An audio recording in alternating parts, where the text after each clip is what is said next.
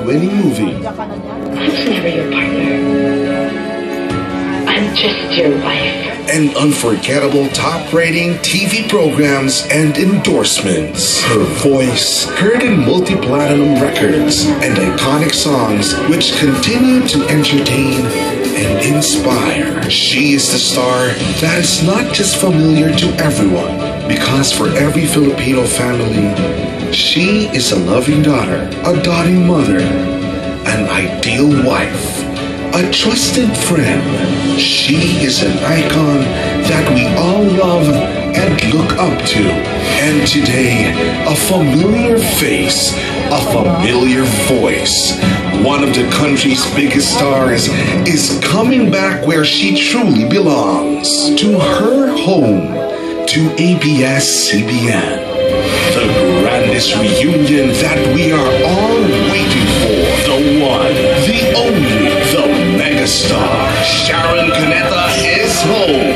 Because she is, and she will always be our kapamilya. Welcome home, Sharon Cuneta. Welcome home, Sharon! Ang nag-iisang megastar, here Her she is! See?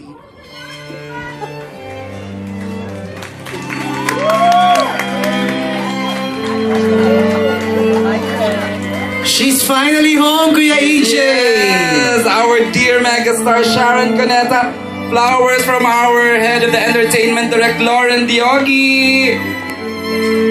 Grabe!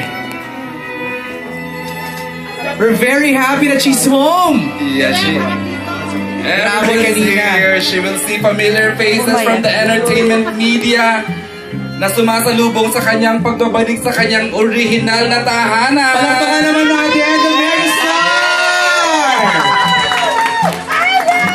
Grabe, This is just fitting for the one and only megastar. All the preparations, MJ, sa kanyang pagbabalik tahanan sa ABS-CBN. sinabayan pa ng Philharmonic Orchestra, ating